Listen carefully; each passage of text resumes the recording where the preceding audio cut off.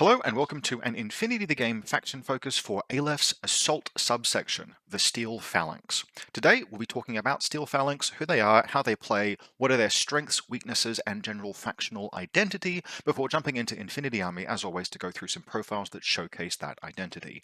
As always, big thanks to channel supporters that make videos like this possible, including in this case channel supporter Jordan, who requested a Steel Phalanx faction focus. However, also a call out to channel commentator, just someone who's commentated on videos, Benjamin Lee, who noted that his son is starting Steel Phalanx. Benjamin, I hope this is an interesting video for you and your son. Now, as is the case with some faction focuses, this video does come with the caveat that I am approaching this from the perspective of enthusiastic amateur. I have opinions and perspectives on Steel Phalanx that have been formed by playing against them many times, but actually sitting down and playing with Steel Phalanx is something that I've only done very, very rarely. Nevertheless, I've smashed my head into this particular brick wall enough to have at least some feel for a faction, but for those people in the comments section who do play Phalanx as a faction, please feel free to jump in and extol the virtues of any profiles that you think I've missed. Now, when we are talking about the identity of Steel Phalanx, we really have to start with the idea of what I'm going to slightly tongue-in-cheek call a Super Friends faction. And what I mean by that is that one of the core parts of Phalanx's identity, just to start with, is that they have an absolute ton of characters. Now, I could be wrong, but I suspect that they actually have the most named characters of any faction in the entire game. If there's another one, again, please correct me in the comment section. But in addition, those characters are almost all good, and they're a really core part of how the faction plays. You could, as a challenge, choose to play Steel Phalanx and use absolutely zero characters, but you'd really kind of be doing it wrong. This is a faction that is very intentionally all about the big names, and they are really big names. They draw from the Iliad and Greek mythology, and so we have those huge names like Achilles and Phoenix, and Agamemnon, and well, not Patroclus anymore, but that kind of fits with that backstory as well. But this has a really interesting effect, not just in terms of how the faction plays, where you want to build these groups of powerful named characters, maybe glued together by some cheaper unnamed Myrmidons and Thorakitais, etc., but it also leads Steel Phalanx into occupying a niche where they are both very good as a self-contained faction, they play well, they're very mechanically strong, but they're also a really solid stepping off point into vanilla Aleph as a broader faction. So if you pick up Steel Phalanx and you play with them and you learn them, there's really very little in the way of additional investment required to go out into the broader Aleph world. Really all you need to buy are perhaps a few choice mercenaries, absolutely post-humans, and perhaps just some support elements, maybe some more remotes or net rolls or something like that. But with the core of all of these named characters, when you take them and translate them into Aleph, well, they no longer fight in link teams, which, has some downsides. But on the other hand, they all just begin to operate independently. Characters like Machaon, who is a doctor, starts getting a Yodbot now, just operating independently as a fantastic doctor. Characters like Penthesilea and Atalanta were already independent operators and translate perfectly into Aleph, and even pieces like Eudoros, who is a model with Impetuous, who you would normally choose to put in a link, now just goes and fights. And yes, he's impetuous, which means he can't take cover, but he's a very powerful piece taking full advantage of an Impetuous activation. So if you are a Phalanx player, you play Phalanx, you learn what you like, and then you can kind of just very naturally shift into Aleph as well without needing to spend much more, paint much more, assemble much more. That's very, very cool. Now, stepping on then to how the faction plays when we're talking about Phalanx itself and its identity, we take all of those powerful named characters, and we combine that with Steel Phalanx being very much a link team sectoral. In particular, they have a special rule. It used to be called Endramarkos, but now it's just expressed as how the link rules work generally, where they have an unlimited number of fire team core, but they can only have 4 troops in those fire teams. This means that you can't get the full +3 ballistic skill bonus that you might be able to in another faction where you combined 5 troops of the same time into a link team, but you can still get +1 ballistic skill very easily, and even +1 ballistic skill and +1 burst applied to these absolute banger characters is very, very strong. And many of the characters very easily form links that are considered pure from a composition bonus, either as a Myrmidon or a Thorakitais link. Technically, there is also a Marke link, but it can't be any more than a Haris, so it's not +1 ballistic skill anyway. Thorakitais and Myrmidons really are the star of the show, and unsurprisingly, they will be amongst the first pieces we talk about. So, okay, Phalanx is a faction with good characters, with good stats, with perhaps a few supporting infantry that aren't named but still very solid, operating in solid link teams. That sounds like a good foundation, but what is it then that makes Steel Phalanx mechanically powerful? And this is where I want to talk about probably the second order thing that isn't always obvious when you just look at everything about Phalanx in a vacuum. And that is what I like to call closed loop defense. And when I say like to call, I mean I had to think about it before this video and actually figure out a way of expressing what makes Phalanx such a brick wall under some circumstances. And this is not so much the Thorakitai link, who are just solid medium infantry. They have stats, including armor and okay ballistic skill, and they aren't too expensive. Thorakitai's are very much support elements. Myrmidons and the character Myrmidon link is a rare example of very close to closed loop defense. And by closed loop defense, I mean there are very, very few ways to actually efficiently attack it that it doesn't have some kind of a defensive measure against. So to take an example of non-closed loop defense, our heavy infantry. It's got multiple wounds and good armor and good ballistic skills, so engaging in a straight face-to-face roll with a low-damage weapon is a bad idea because it has defenses against, firstly, it's likely to win the face-to-face roll or is advantaged in some capacity, and secondly, it has good armor and good defense. But maybe it has bad close combat, or it's a heavy infantry, so it's hackable. Most models in Infinity have some kind of exploitable defense, like a weakness in their armor in some capacity.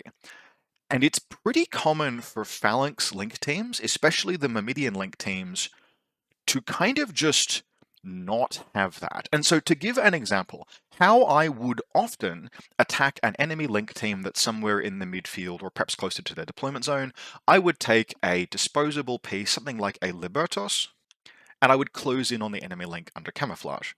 If I get discovered, maybe I make a ballistic skill attack with a shotgun, but the goal is to get in close and to start firing templates. Okay, if my opponent dodges, I'm going to fire hit mode with the shotgun, catch them in that fork where they're making a weak dodge roll, and I'm making a good ballistic skill attack. And if they don't dodge, I'm going to hit them with the template, score an automatic hit, and I'm going to use the fact that the Libertos has dogged to potentially make that trade enough times to start breaking apart the link and killing multiple members. If the Libertos is inadequate for the task, maybe I do something like hacking enemy heavy infantry, using Oblivion to take down the link leader so that the team can be more easily engaged, like this kind of stuff.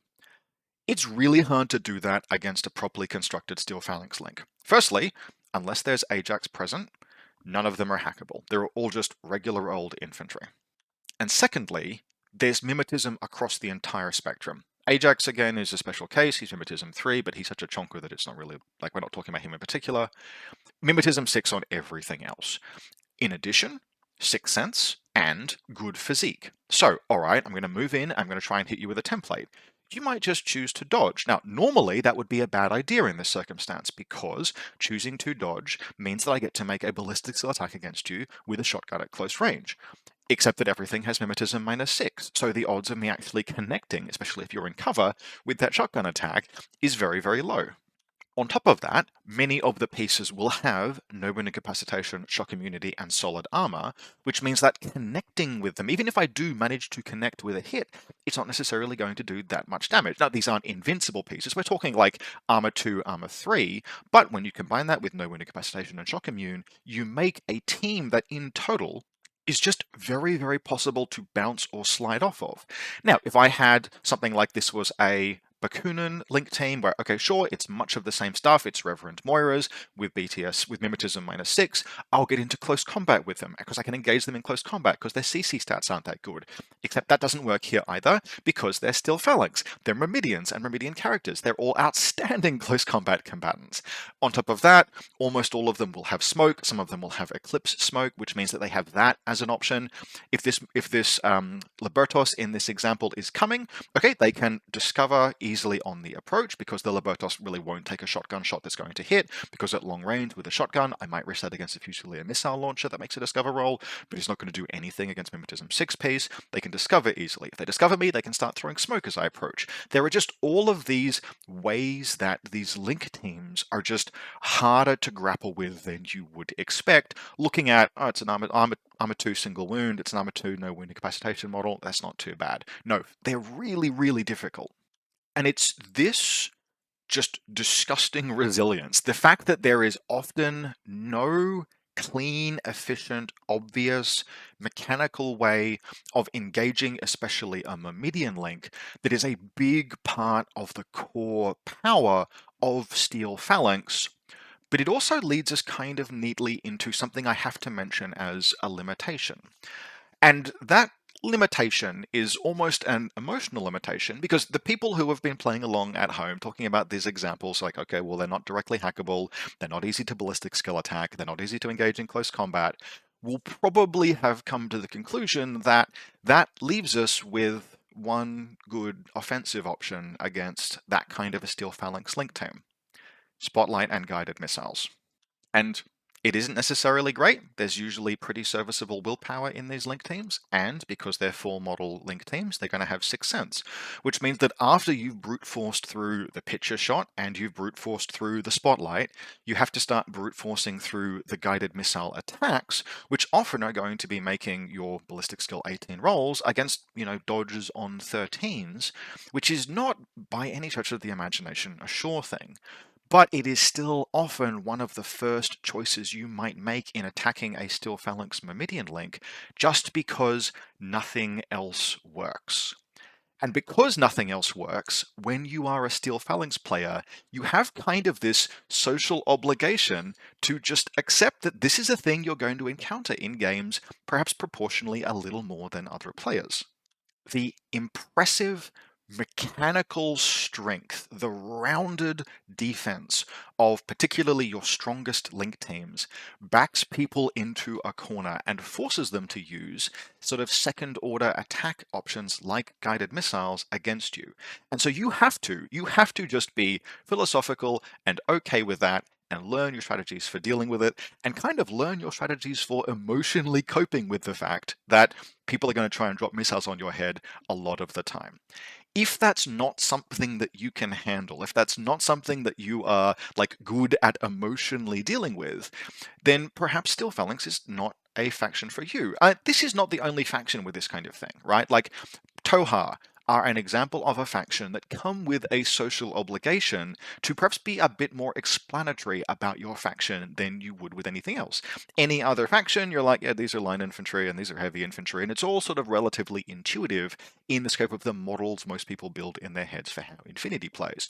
But if you play Toha, you really have to. You have to take it on yourself to tell people what the difference between your troops and their troops is, what the weird stuff you have going on is. Remind people how symbiomates and symbiobombs work. Because if you don't, you're kind of an asshole.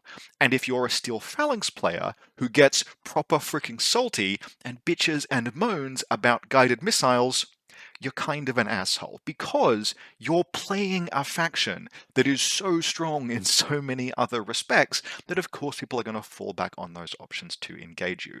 If you complain about guided missiles as a Steel Phalanx player, it is the equivalent of the kid in the backyard who has a big whinge to mum because his little brother keeps trying to dodge his frickin' punches or something.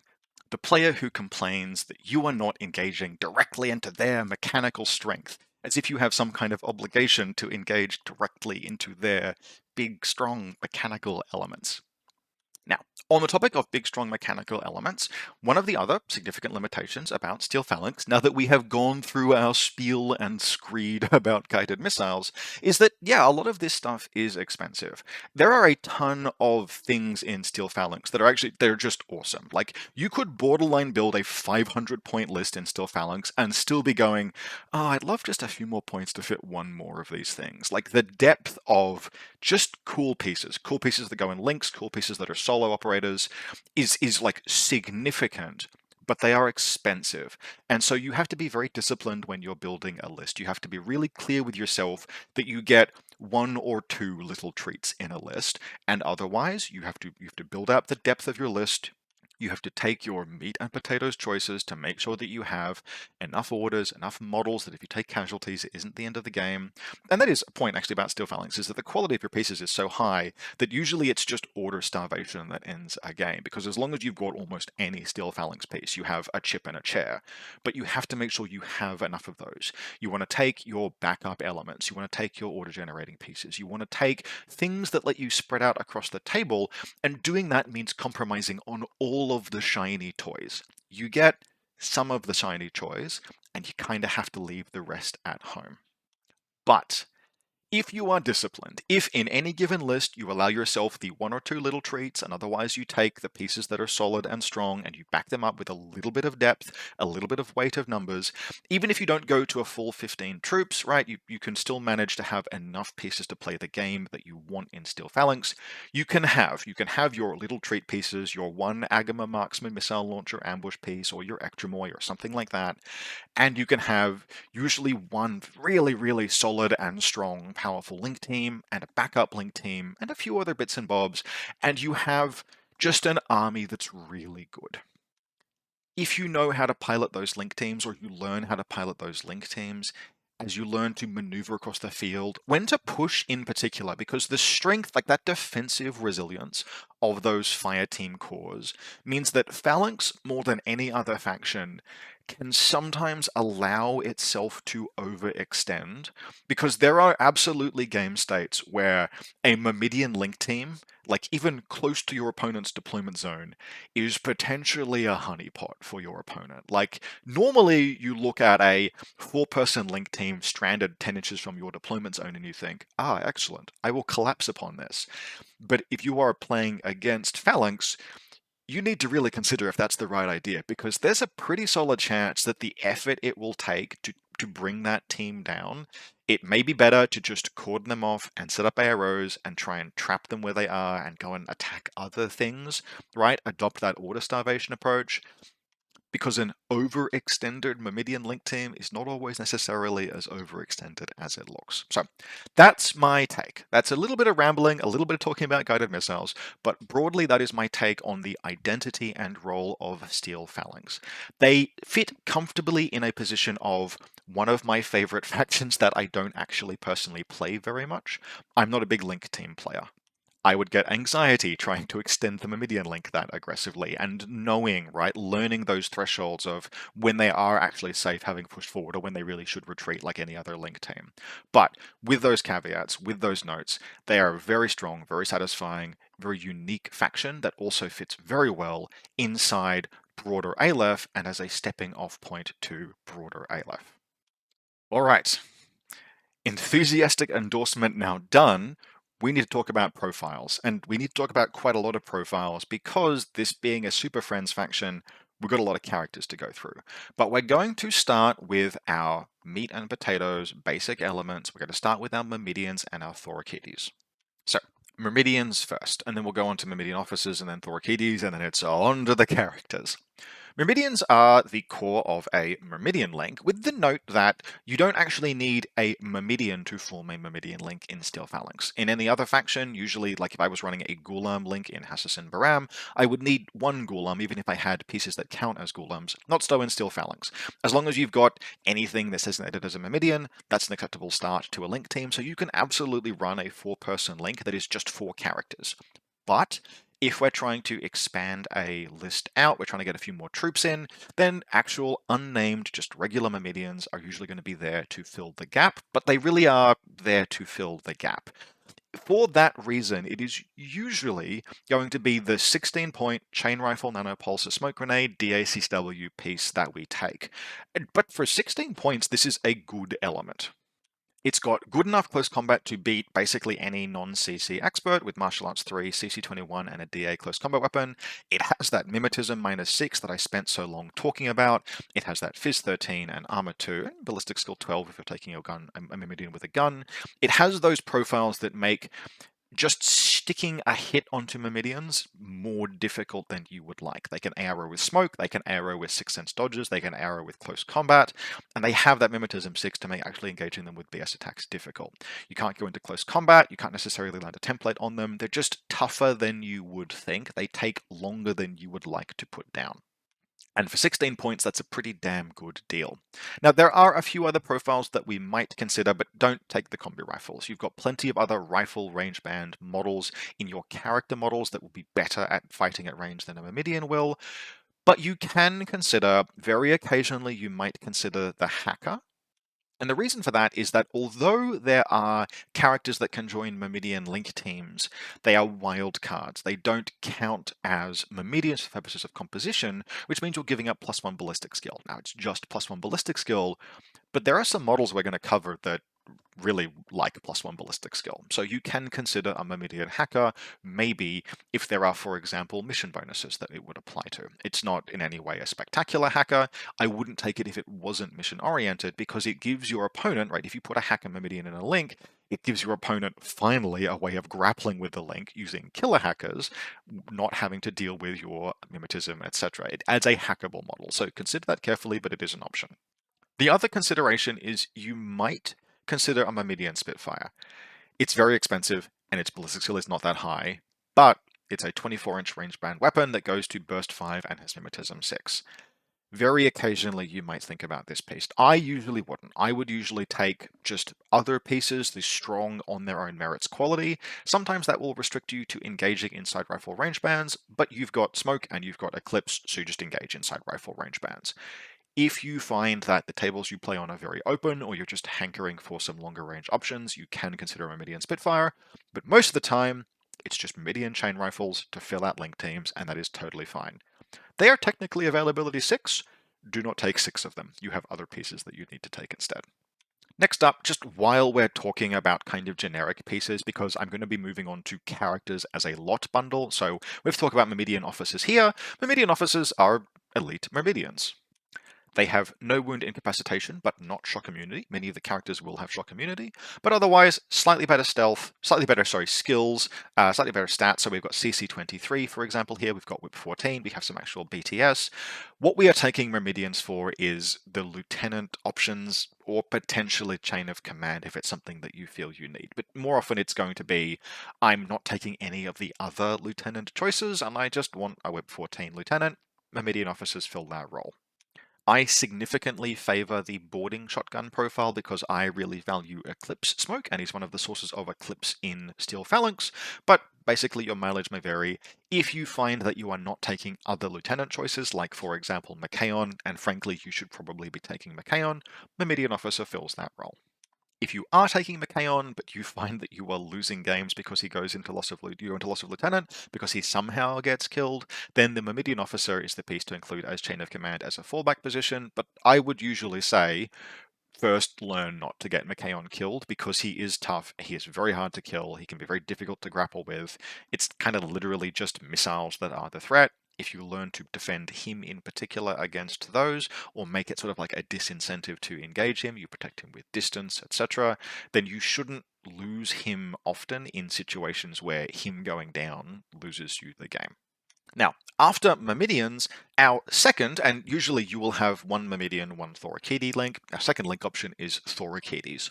Thorakitais are much more like actual lion troops. You have a 12-point option. Yes, it's only armed with a submachine gun. It has other stats that make up for that, but these are your cheaper fire support teams. You can run 2 teams of 3, potentially 1 team of 4, depending on what you're adding into these link teams.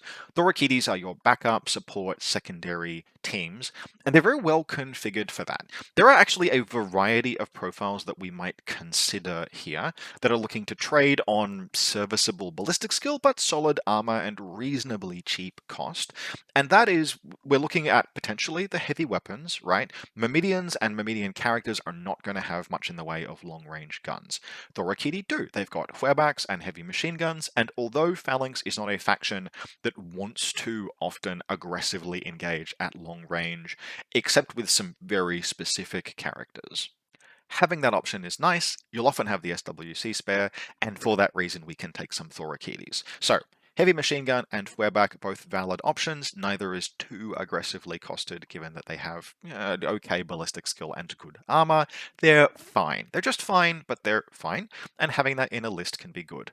Otherwise, the paramedic profile is particularly useful. Now, we will often in Steel Phalanx have a good doctor. We will have Machaon. He's very good. We're going to talk about him soon.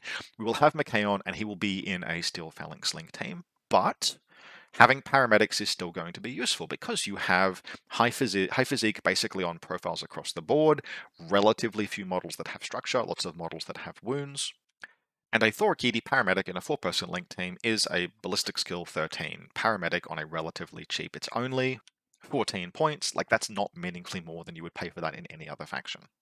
Thorakitais also have a hacker profile. It's considerably cheaper than the Myrmidon. Again, if there are mission incentives on the line that are suggesting that you take hackers, or you're playing in an environment where it's just good to have hackers defensively, Thorakitais are a thing that you can consider. But basically, these are your line infantry. These are your Phalanx line infantry. Thorakitai links can be annoyingly difficult to attack. Certainly they are more easy to attack than a Myrmidon link team, particularly a Super Friends Myrmidon link team. But that combination of armor and the fact that there are lots of templates, the basic submachine gun pulsar Myrmidon, Thorakitai, sorry, in a 4-person link is just going to be challenging to attack. It will often go down, but armor 3 means that sometimes it won't, and it trades well when you are attacking it. And often you will spend a lot of effort trying to put down a 12-point model which fighting back with a submachine gun and its good armor and its okay ballistic skill and its pulsar, but you go after it anyway because killing that Thorakitai means one less order that the Myrmidon link is spending. So overall, Thorakitais are a good support link team that you will combine with Myrmidons. You will have slightly fewer super friends that you can add to a Thorakitai list. There are a couple of notable characters, both of which we will talk about, but even with their addition, even with the additions of Nissa Alke and Tharasmedes, Thorakitais are still generally going to be more or less a support link, and that's fine. That's a good thing to have. Now, just a very quick note here about the Machaon, which can both join Thorakitais regiments. Admittedly, you lose the composition bonuses if you do, or they can take their own 3-person Haris teams, which can be pure, but it's just a 3-person team, so it's not that relevant. Machaon are one of the most recent additions to Steel Phalanx, and they are an interesting addition that I am generally going to steer a little bit away from. They do fit reasonably well in smaller Thorakitais teams, and they have Mimetism and MSV1s and relatively serviceable ranged options. But you pay a lot of points for that. And mostly what you're doing is you're paying points for NCO, which is otherwise a rare skill in Steel Phalanx. And Steel Phalanx, although they do have access to at least one very high-quality Strategos Lieutenant, that Strategos Lieutenant fits in those category of troops I said before, where you get to have one nice thing, and Hector is only occasionally that one nice thing. So NCO can be good, but Machaon are very, very expensive, and they therefore also fit into that category of maybe you can splash a Machaon into a link, but there are other pieces that are going to be competing for those expensive, like 30 to 35 point slots, and a Machaon is ultimately a single wound trooper, so you need to be quite judicious about whether or not you pick it. They're not first in class for me, but bear in mind that you have them. So, from here, we get into the characters. And I think the next 12 or more entries that we're talking about, the bulk of the rest of this video is me going to be talking about named characters. We're going to start with all of the characters that can join a Myrmidon link team and remain a pure Myrmidon core, and that starts with Phoenix. Hot damn, what a Chad this gentleman is. Phoenix pretty unabashedly should probably be in just about every single Steel Phalanx list. Certainly he should be in every Steel Phalanx list that is taking a Myrmidon list, and many Steel Phalanx lists should take a Myrmidon list link so that they can access Phoenix. Phoenix is unique in that he is the only really long-ranged weapon that you can actually put in a Myrmidon link. And although he's just a heavy rocket launcher, he is an absolute hell of a profile. Going through it, and this is stuff that we will see repeated over the course of basically the rest of these characters. Outstanding close combat with 23 and martial arts 3. Good ballistic skill in this case. 13 is not outstanding, but it will be 14 in a 4-person link, and 14 is quite good, and 14 is very good when combined with his Mimetism -6. He also has no wound incapacitation, and as a character, he has shock immunity, which means that no wound incapacitation is really good to the last drop. And he is armed with a heavy rocket launcher as his primary option, with nanopulsar, smoke grenades, and a heavy pistol as his close range options. Now, Phoenix is just very, very, very good because a ballistic skill 14, heavy rocket launcher, Wimitism 6, and durability just goes incredibly hard. On paper, you might say, oh, well, isn't he just really quite similar to the Bakunin Observance heavy infantry? Like, yes, theoretically, they can reach the same heights he can. They start at ballistic skill 11, they can go therefore to ballistic skill 14 in a core link. They're also Mimetism 6, they're 2 wounds, but there are a couple of things that set Phoenix apart. Firstly, he only has to be in a 4-person link, which is easier to maneuver, it's easier to fit into a list. Secondly, he's not hackable. The fact that you can isolate the Reverent Observance pieces that are heavy infantry, break them out of a link, and then abuse the fact that they have impetuous to just kill them because they can't take cover anymore, makes them vulnerable. They do not have the same closed loop defense that he does. And then on top of that, he has quite good fizz, and he has smoke grenades. Now, it does mean that if your opponent has a very high quality MSV2 gun, like mostly we are talking Marut level firepower, you can roll up on him and threaten him with that. Because MSV2, you can't use the smoke grenades as your fallback option. It's going to be shooting you usually 4 dice on 15s. He'll be shooting back 2 dice on 14s. He is actually at risk of losing that face-to-face roll and potentially dying. But anything short of a Myrmidon, there is almost no case where Phoenix does not have some kind of a good ARO to take. Even if your opponent rolls up a weapon like a Swiss Guard or a Cutter, where they have more ballistic skill and more burst and very high mimetism themselves, the presence of smoke grenades gives Phoenix one more ace in the hole where he can just throw smoke as an ARO. And if he's throwing smoke, then he's rolling 2 dice on 17s, because he's Fizz 13 plus 1 ballistic skill, which applies in this case. And a Cutter trying to fight him through his mimetism does not want to see a 2 dice 17s get out of jail card thrown in ARO. So just overall, Phoenix should be in basically every Myrmidon link team. His active firepower is very dangerous. He gives you range out to 36 inches. 32 inches, sorry, so range out to 32 inches. Excellently well-rounded, very durable, fits into the link team very, very well.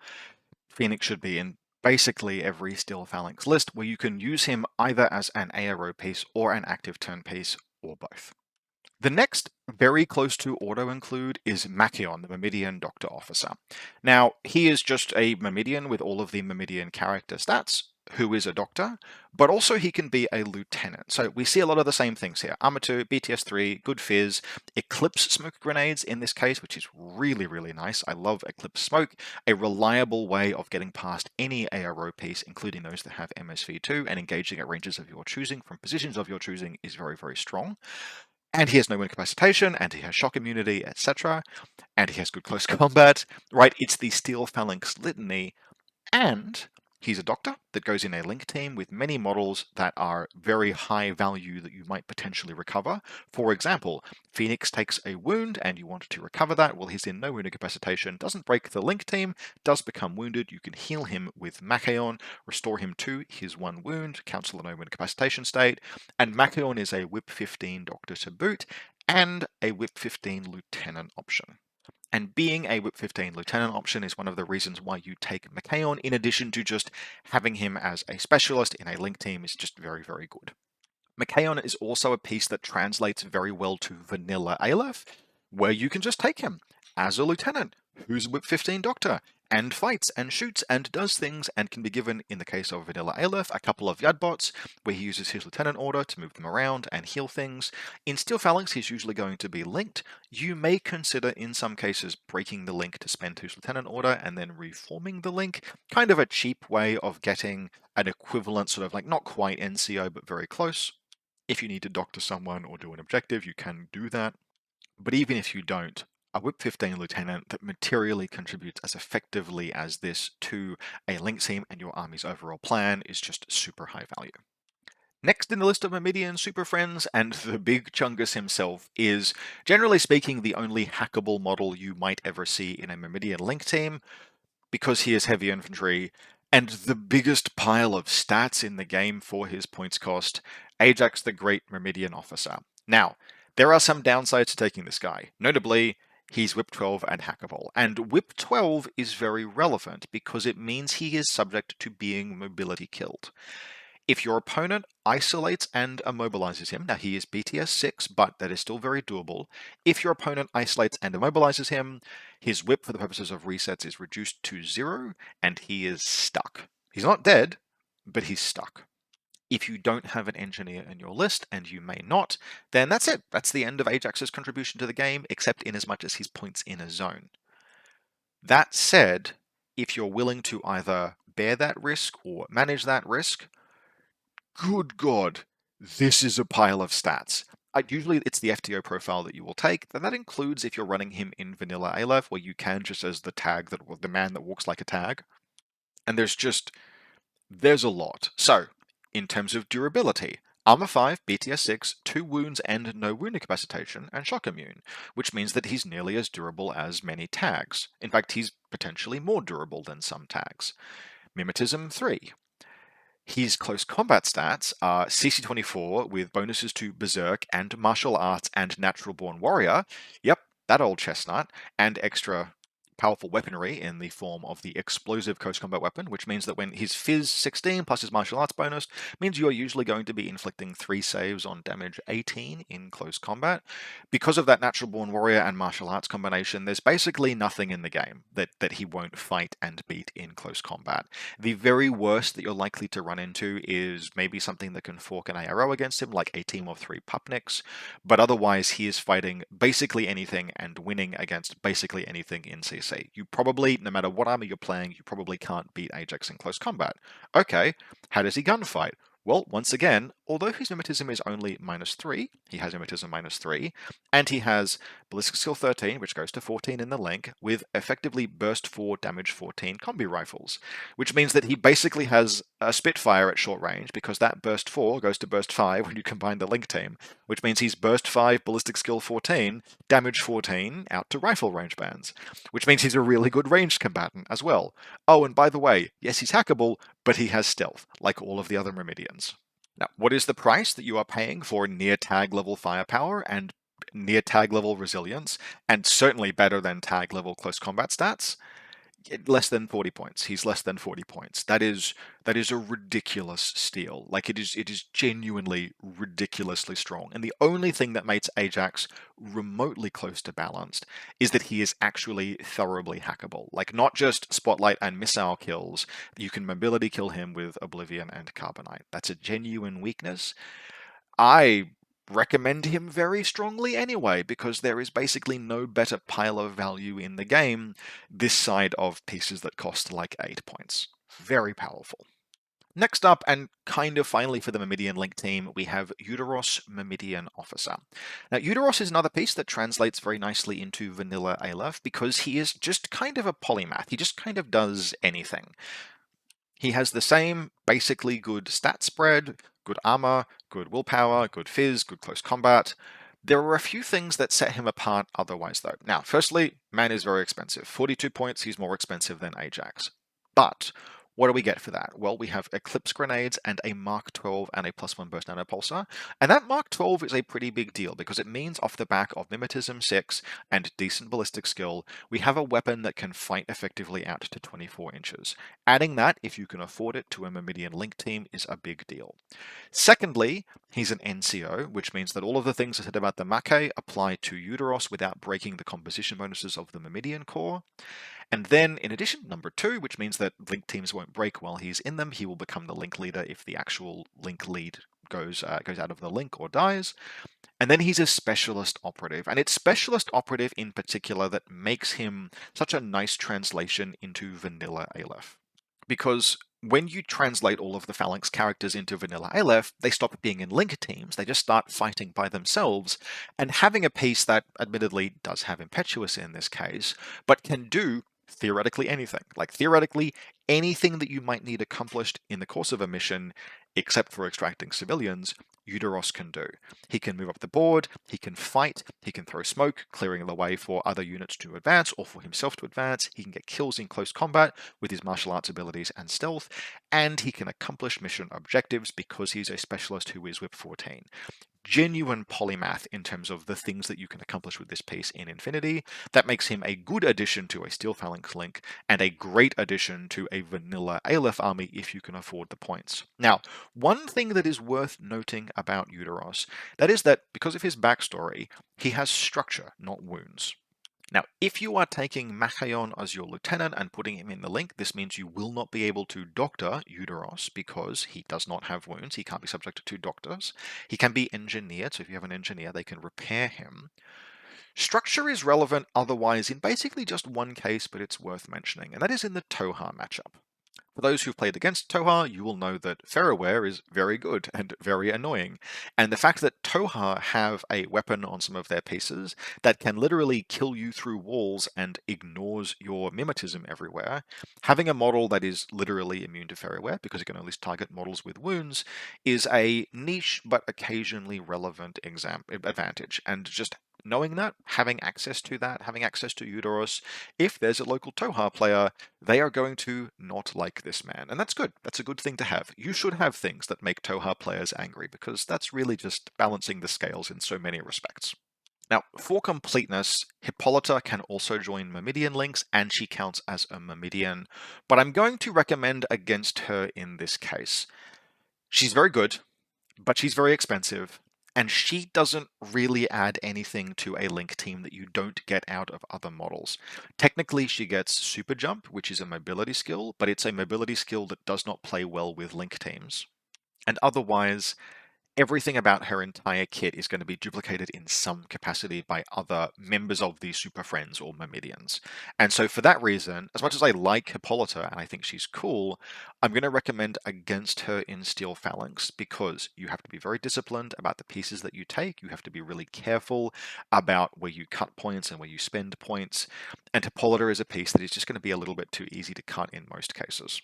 She's cool in O12 and the other factions that can take her, but you probably want to avoid in Steel Phalanx because you just can't afford a 40-point model that doesn't make a materially different addition to your army compared to all of the other things you're spending points on.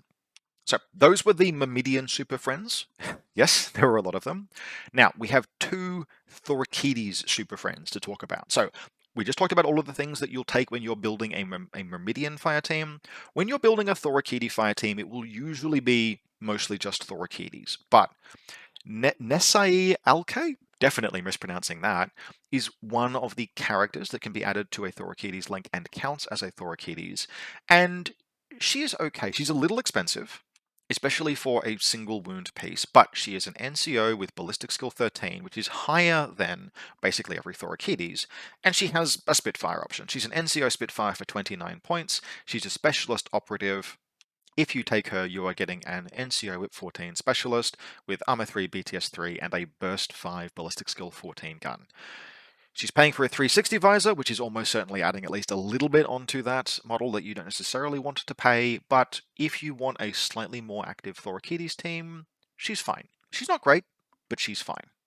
By comparison, someone who is great and can be added to a Thorakitis team is Chandra Sergeant Tharasmedes. And this guy, everything I said about how Thorakitis don't have mimetism -6, Tharasmedes has mimetism -6. He counts as a Thorakitis for link team composition bonuses, which means that Ballistic Skill 12 is often going to go up to Ballistic Skill 13, and he has a light rocket launcher.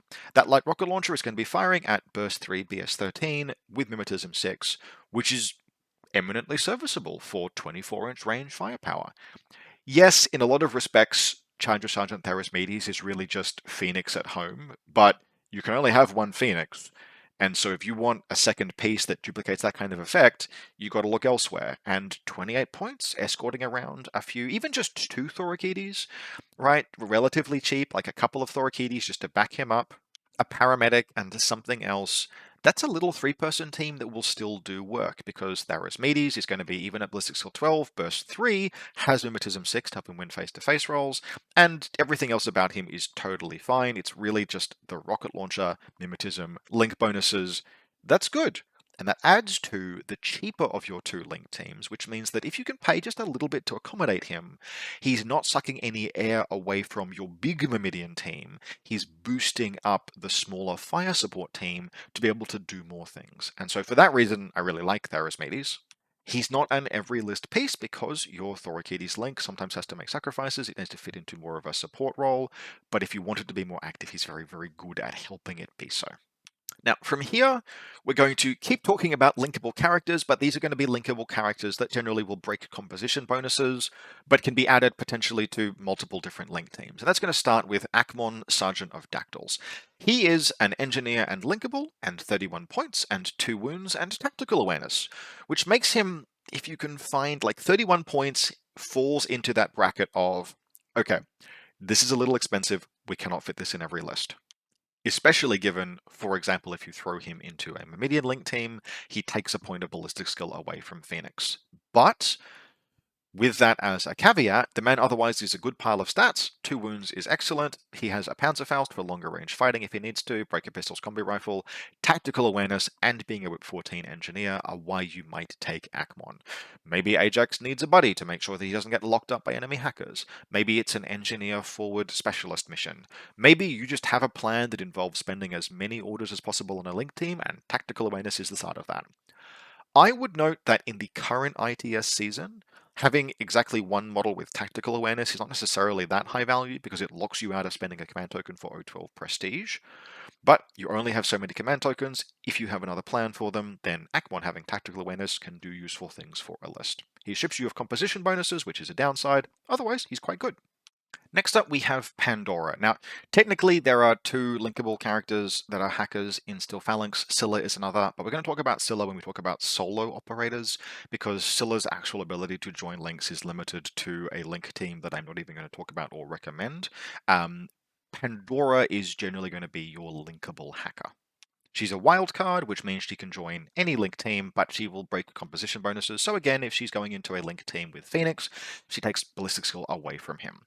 For this reason, she's something that I would be more likely to recommend, for example, in a link team with Tharasmedes and a Thorakitai, where really all of those pieces just want to move up the board. Tharasmedes fights. Pandora is a medic and a hacker and a linkable pitcher. It's just kind of like high utility. It's just useful stuff all in one bundle that you can spend your group 2 orders moving around and doing useful things. And Pandora is really solid. I have spoken about her at length in the Hassassin Baram faction focus, and everything that I said there still applies. I like her a lot. She is her own little closed loop defensive bundle where she's very hard to hack and she's very hard to attack otherwise because of dodge -6, which means that attacking her is just a huge pain in everyone's ass, and trying to attack her is often a good way to lose games. Otherwise, very high utility piece that can join link teams if you are prepared for those link teams to lose their +1 ballistic skill bonus from being 4-person troopers. Very solid otherwise. Finally, one of the big chunguses themselves, we have Hector. This is one of 3 pieces in Phalanx that is really expensive, rather than just being quite expensive. And Hector is a piece that used to be absolutely like just very common to see, and these days is kind of not so much. There was genuinely a time when that X-Visor armed linked plasma rifle was the destroyer of worlds, and the game has kind of changed around that a little bit. And in terms of Steel Phalanx, really what has changed is that just some other stuff has gotten better, and there are just so many things in Phalanx now that are really, really cool. That taking Hector means compromising on not just 1, but sometimes 2 or 3 other neat pieces that you might take. To fit Hector into a list, you have to downgrade like 3 30 to 35 point pieces into cheaper, less relevant kind of line elements. And that's a pretty meaningful sacrifice. Now, for that, you get a +1 order Strategos Lieutenant with an X-Visor plasma rifle who can join, typically speaking, you'll put him in a Thorakitis link, but can absolutely join Myrmidon links as well, and has that Ajax-style near-tag level durability with armor 5, BTS 6, and 2 wounds with no wound incapacitation and shock immunity. If you take him, he's a build-around. You are building your list entirely around Hector and the fact that Hector adds a lot of orders to a list by himself and a lot of fighting power to a list by himself. He's not like, say, Cornac in the Morat Aggression Force, where you can add him to a list and just throw him into a link, and his primary purpose is to add those orders. If you take Hector, he is sufficiently expensive that you've got to have a plan for how he is going to kill things. That plan is usually going to involve applying plasma from downtown, and it's pretty scary, but you do need to have that plan. For that reason, he's very fun. I recommend him only as a sometimes food. He is like graduation level stuff where once you are very sure that you know what you're doing and you know how to play Steel Phalanx and you know how to manage the risks inherent to them and you know how to handle opposition and when to extend, and you feel like amping up the difficulty by adding in more vulnerability but getting more payoff, Hector fits in well to that part of the learning curve. He's a hackable lieutenant. He's very expensive. He doesn't have Myrmidon or smoke. If he goes down, it's a huge deal. But if he doesn't go down, he's massive. He's a huge, powerful piece that can do huge, powerful things. So, very cool, very strong, but the price point and risk means that I don't recommend him until you think you're ready to handle what he adds to a list. Even then, as an experienced player, you're likely to know that what you are giving up to fit him into a list maybe means that he doesn't go into every list, but the lists that do have him and have really clear plans about how to utilize the fact that he adds those orders and those power and that durability tend to be powerful. Now from here, that's all of the linkable stuff that we're going to talk about. From here, we get into the solo pieces. Steel Phalanx actually has plenty of these. For all that I've talked all of this length about how you build your list with your links and you take these different link pieces and you have like your Myrmidons and your Thorakitais and be multiple of each link teams. Yes, you tend to do that, but you can still take some very strong solo elements that can operate other parts of the table, fill different voids, different gaps, and then translate very nicely to vanilla Aleph. Because these are all pieces that are natively operating as solo elements anyway, if you build these into your Steel Phalanx force, you're going to find that you have a force that naturally transitions to vanilla when you feel like buying posthumans. And the first of those pieces, and a personal favorite, is Penthesilea. Now, Penthesilea is the fastest model in Steel Phalanx. She is a biker, and she's a very, very good biker.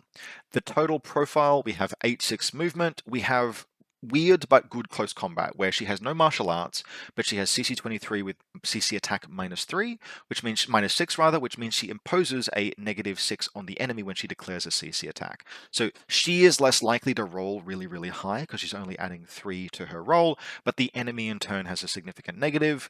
It's just about balances out. It's not quite the same as just having martial arts 2, but it's close. It's good.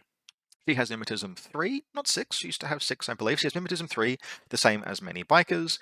She's Whip 13, Ballistic Skill 13 with a submachine gun and a Nanopulsar +1 burst, and smoke grenades. The smoke is really, really nice. She's Impetuous, but as a biker, you can choose to deploy her non-impetuous, which is really good.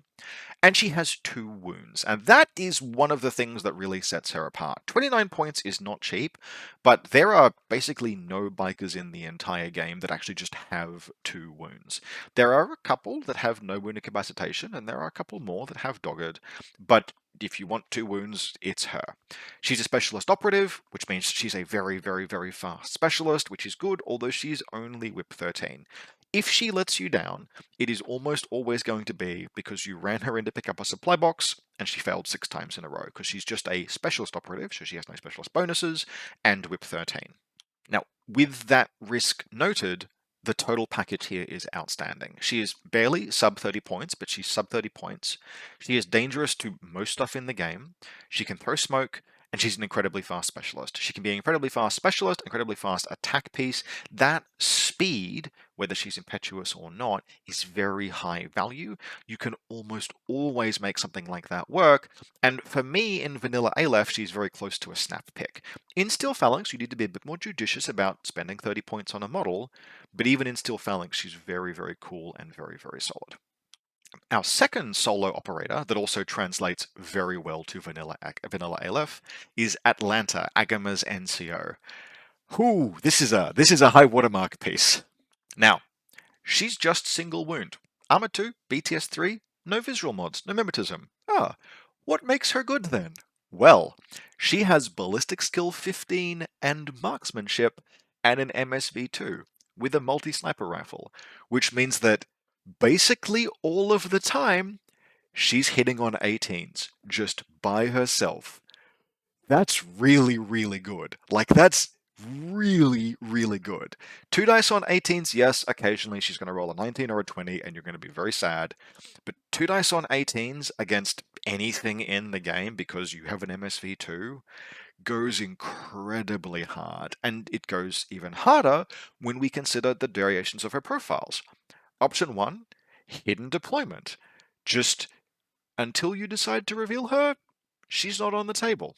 You can reveal her as a surprise ARO piece or a surprise. Now, she doesn't have surprise attack, but it means you can keep her totally safe until she's ready to blow something up by having one of your Myrmidons throw regular smoke and then having her smoke shoot through it, 2 dice on 18s against an opponent who is basically helpless. Or total reaction. Now, total reaction in this case means burst 2 in ARO, but burst 2 in ARO on 18s against everything is just a hard gear check for some armies. Like, you can roll up a tag and fight her with a tag, and because she's got 3 numbers over you or 4 numbers over you that she can roll, like your tag's trying to roll for 14s and she's rolling for 18s. She rolls a 15, 16, 17, or 18 on that face-to-face roll, you have to crit or you don't win the face-to-face roll. He has this margin of advantage in face-to-face rolls that makes engaging her, even with very good guns, very dicey. For all that she will just occasionally flub, I rolled a 1 and a 20, goddamn, and let you down, when she performs, her performance is just colossal. Like, she's a piece where you put her in a list and she just, oh yeah, Atlanta won the game. Yep, my opponent tried to fight Atlanta and she rolled okay. And that was the game. That was the whole game, because my opponent was playing a list that didn't really have a way of either playing around or thinking around Atlanta, and she just blew them out. The total reaction version especially is very good at that, but the cost is fair for what she does. 44 points for a single wound model has to be that good, because she's a single wound model. If a Libertos gets in on her and jumps her and hits her with those templates, she's potentially just going to go down. She's only armor 2. Being shock immune is nice. It means you have a good potential to recover her with a doctor if that's something that you have available in your list. If you are taking Machaon, for example, in vanilla ALF with a Yudbot, one of those Yudbots should be basically stapled to Atlanta. But the price for her is high. 44 points is just not something you can fit in every list, as good as she is. And it means that when she underperforms, it's also a very difficult cost to bear, because having a 44-point model underperform sucks almost as much as having a 44-point model overperform. If you can emotionally manage that variability, she's really good. And she's the kind of piece that will give your opponent like post-traumatic stress incidences, because of the one game you play against her where you just don't have something to deal with her, and she performs even just in line with a 44-point model with that kit. She's nightmarish. She's very, very cool. Recommend. Now, 11 or something characters deep. This is going to be a longer video than I'm willing to record. 11 or something characters deep, we finally get back to non-character elements in the form of Agema Marksmen. Now, although Atalanta is nominally an Agema NCO, and so she has, like, a hidden deployment profile like them, these guys really work differently. I'm going to recommend, honestly, you can play a few different profiles here. You genuinely can play the multi-marksman profile. You could even play the multi-sniper, but I'm going to recommend the missile launcher. And what the Agema Marksman is in this particular case is very much like a Noctifer if a Noctifer lost Dogged and lost Mimetism -6, but gained an MSV2. Otherwise, it works in basically all of the same ways. It even has Ballistic Skill 13, which is a meaningful upgrade over something like a Noctifer, for basically the same price. This is an ambush piece, ARO par excellence, and because it's got an MSV2, there is almost no circumstance where if it wants to spring an ambush, it's prevented from doing so.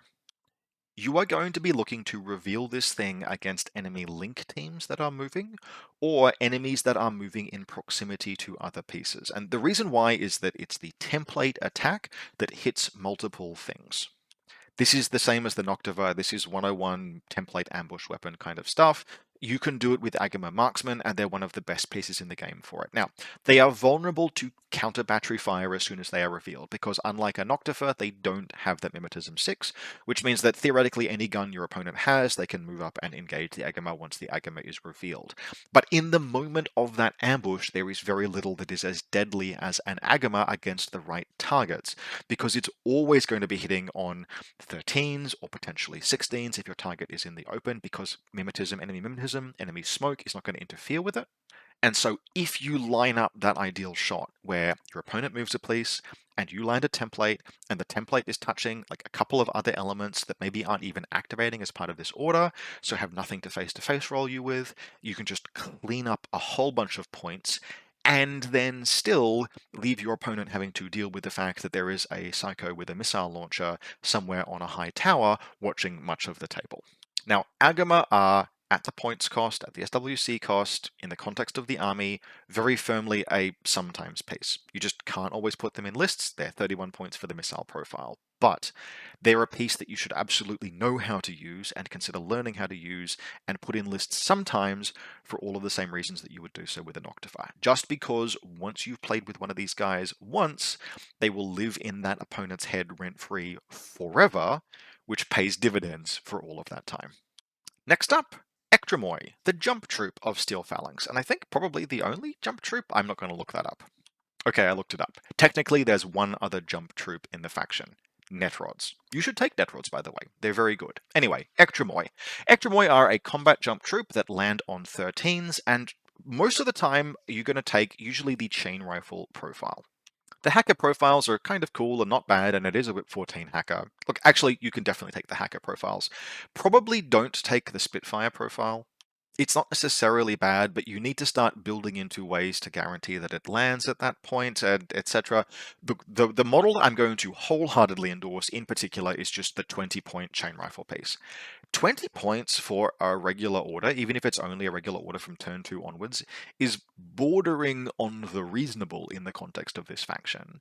And if an Ectros just lands and goes nuts, what it can accomplish is really strong. And the reason for that is that it's got that Steel Phalanx martial arts ability and super jump, which means that if you just find a little spot where it can drop down, you have a par excellence close assault element in a par excellence close assault position. Landing on 13s is a 65% chance to land, 20 points is not expensive, and that CC ability, or even just that template ability, can pick up entire light infantry link teams or deletes individual pieces one at a time. It's just cool, and super jump makes it particularly good at moving from vulnerable point to vulnerable point in your enemy's defenses. Unlike basically all of the other pieces that we've mentioned, like all of this 30-point stuff, a 20-point Ectros kind of just can be splashed into a list. It's only going to land 2 games in 3, but when it doesn't land, okay, fine, it's in your DZ and it's a regular order, and when it does land, it can do big things. And because it can do big things, I have a lot of space in my heart for 20-point models that can significantly overperform, and the Ectros meets that qualifying advantage. Next up, we're back on our character bullshit, but this time with Sila, Steel Phalanx's sergeant, a hacker. Now, I've mentioned a few times over the course of this video, sometimes missions in particular warrant you taking a hacking element in your list because you get nice big specialist bonuses for it. But it is worth mentioning that you can kind of put hacking as part of your game plan into a Steel Phalanx list. Pandora is a perfectly serviceable element to add to a list, and if you add Pandora and then also add Sila, because of Sila's Trinity, regardless of the profiles that she's taking, Trinity on Sila with her ECM hacker and the fact that you have 2 models with pitches to give you fireball bonuses when you're offensively engaging an opponent, plus of course Sila will come with her own Daverbot Charybdis, who is a repeater that moves with her. You get, admittedly at some expense, nevertheless a really nicely well-rounded hacking package. Pandora is very hard to take down herself, and she has all of the usual hacking programs, and she's a linkable BS12 pitcher, and Sila has her own repeater that moves with her, and is a pitcher, and is a very good Trinity hacker thanks to ECM hacker and repeater bonuses and Trinity +2 damage. And so if you just take all of these things, then look, it's only 2 troops. It's a little expensive, but it is affordable. If you decide that hacking is the little treat that you're going to have in your list construction this game, you can absolutely do so with a combination of Sila and Pandora. And because Sila can be an Evo hacker with Trinity, if you want to, for example, put Ectros in a list, then you have, without really giving up too much, you are giving up Scylla's regular hacking programs, but she can still Trinity things, getting assisted combat drop into a list to make your Ectros land on 16s. Now, she is definitely in that category of, she's the little treat that you might put into a list once you've taken all of the things that you know you need to win the game. But if you take her and you take Pandora, you have a serviceable hacking list that's really solid. Now, next up, it is finally time to talk about Achilles. Oh, hang on. Achilles. Achilles is a piece that is a little bit difficult to recommend in the context of Steel Phalanx itself, but if you do buy him, then he's one of the pieces that naturally lends toward expansion into vanilla Aleph. And that's because he's just the solo operator of solo operators. He can't join a link team. He is the tag that walks like a man. Regardless of which of his 2 profiles you choose to take, this is Achilles' sort of Mark 1 version. And then here we have Achilles Mark II, who trades out full-on Mimetism 6 for a whole variety of other upgrades, including forward deployment. People can argue round and round in circles about which they prefer. I think I very lightly, but only very lightly, prefer the Corinthian armor. The fact that it upgrades to an AP Spitfire in particular is pretty meaningful for me, but really you could go either. Either is a valid choice. Both are very powerful. Achilles is just about the definition of an army in a box. All he does is kill. Like, that's it. That's his sole purpose. He is not a specialist. There are a limited number of classified objectives he can accomplish. There are some because he's a character, which makes him qualified to do certain classifieds, and he's heavy infantry, which lets him do others. But basically, Achilles is the 66 points that you will only spend on accomplishing violence toward your opponent. But within that context, provided you don't get him trapped spending orders that break his stealth in a hacking network, at which point he will relatively swiftly be disabled, he's hell on legs. He's very, very fast. He has incredible ballistic skill just by himself. He's got Mimetism, either 3 or 6. He's usually going to have a Spitfire armed range-band weapon, plus outstanding melee. And the dude just has 3 full wounds. Never mind this no wound incapacitation situation, dude just has 3 wounds. Corinthian armor version, armor 6, BTS 6, 3 wounds, that is literally as tough. It's tougher than some tags. Now, much like Hector, the problem with Achilles is that in Steel Phalanx, he's displacing like much of a link team just by himself. You have to trim many, many pieces to fit Achilles into a list. And therefore you have to weigh him against all of the pieces that he is displacing in order to be included. Now, he is sufficiently powerful, admittedly hackable, but sufficiently powerful that you may well consider that his inclusion is worthwhile. And there are players who just like Achilles. They like the mythos, they like the power, they like the superhero fantasy of spending 10 orders on this dude and watching him just Pac-Man across an entire table, bouncing through enemy model after enemy model, killing everything that he touches, which he is absolutely capable of doing. That archetype, I kind of find, probably fits just a little better into vanilla, where you can spread your assets out, you can diversify a little bit more. Vanilla has access to just a few more pieces that help bear the burden of concentrating so much of your army into this one model, but Steel Phalanx absolutely can still do it. Kind of like Hector, Achilles being included in a list creates a list archetype all of its own. It's the Achilles list. With the sort of interesting note that some of the most successful play I have seen out of Achilles is not Ramboing him necessarily on the first turn. Like, 66 points is definitely expensive, but it's not literally 100% of your army. Like, Achilles is not Avatar of the EI levels of expensive. You can put him in a list and still have just enough stuff to do other things on your first turn. Maybe Penthesilea is in the list. She's cheap enough to do that. Maybe she spends a whole bunch of orders. She does some objectives, she kills a few pieces, you get a little bit of value, and then your opponent moves and spreads out and breaks up their formation. Maybe their hacking network begins to disperse a little bit. They have to move pieces out of position. That's where, in that moment, on like the turn 2 offense, that striking with Achilles can be even better. And it's one of the interesting things about having a piece like him in a list. He's so fast and so dangerous that you can spring into action with him at any moment, but you're not necessarily obliged to do so from the very first play of the game. And that is one of the great subtleties about playing with Achilles, is those games where you have the turn 2 or even the turn 3 Achilles run. Those, like, finding those nuances and finding that, like, those situations where just for a moment a different course of action is the right one, that's very cool and very interesting. But of course, if you want to pursue the fantasy of the rage of Achilles, you absolutely can do from the very first order of the game, and he will do a great deal of violence upon your opponent before he eventually gets brought down, if he gets brought down at all. Now, the last piece to talk about, really just because I have to capstone this somewhere, there are other things that I haven't mentioned. There are plenty of pieces that I'm sure I probably should have covered, but I've chosen not to because this video is already running for an hour and 10 minutes, is just to touch on Agamemnon the Atreides. Now, Agamemnon is a Silhouette 6 light tag. He has full 6-4 movement, armor 6, BTS 6.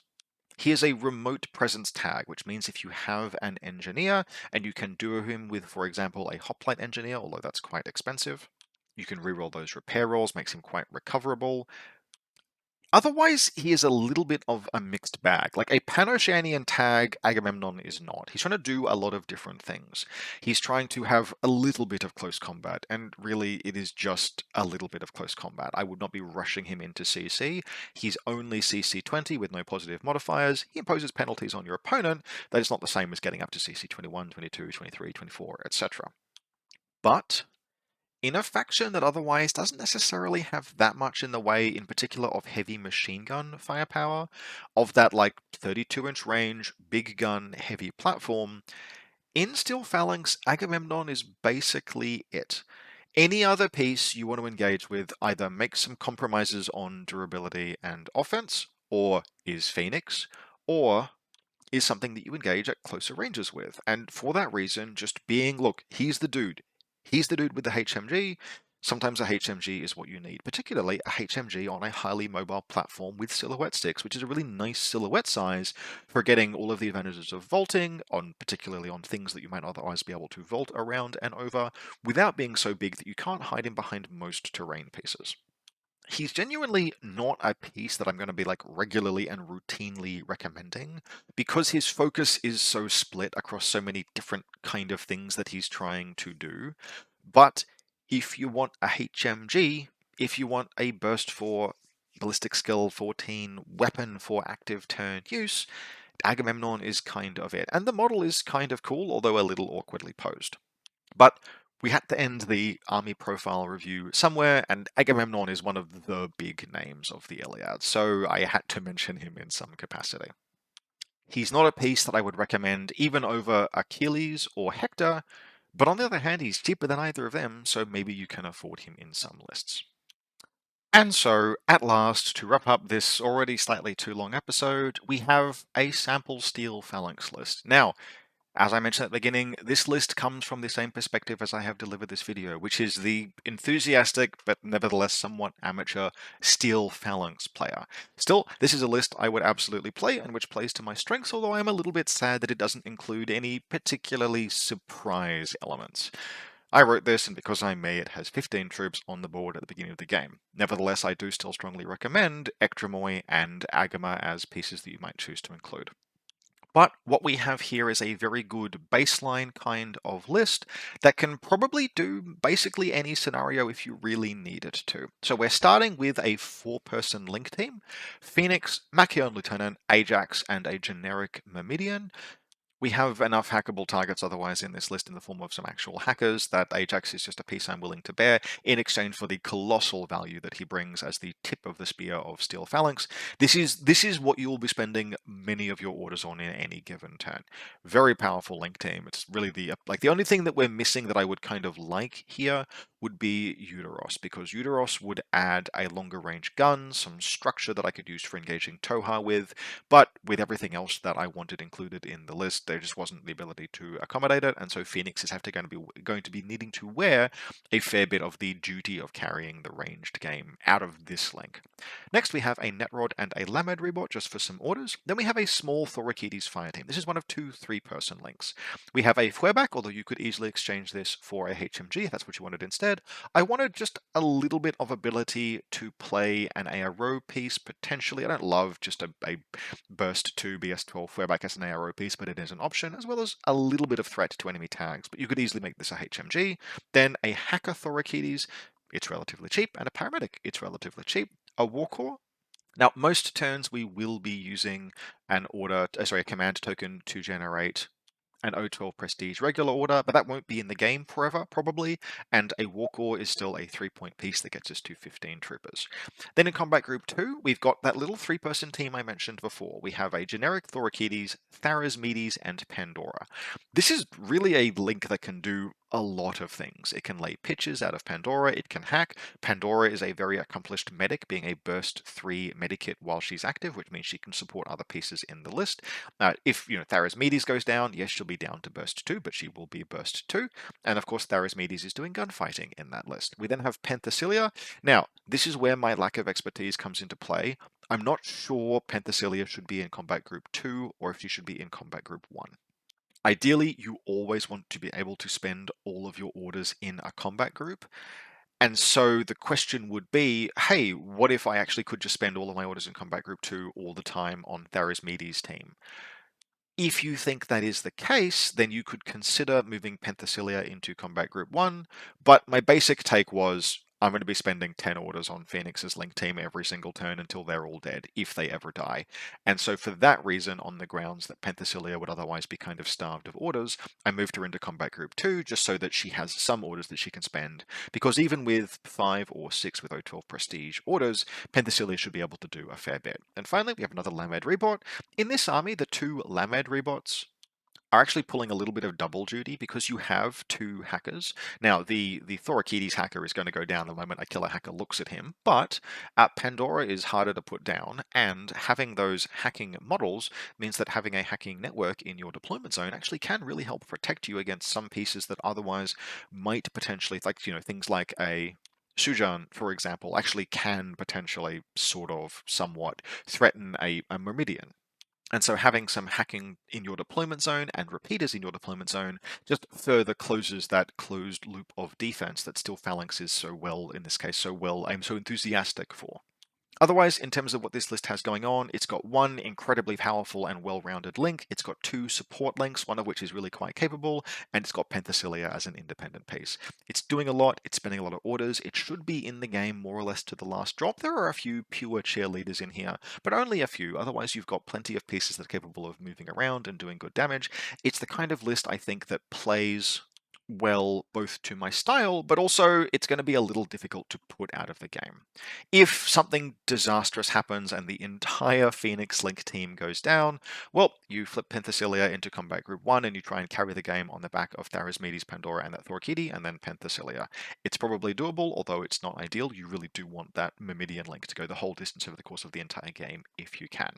This is just an example. I'm sure other Steel Phalanx players, long-term Phalanx players with experience with the faction can do a better list, but this is an interesting point where I would consider starting off.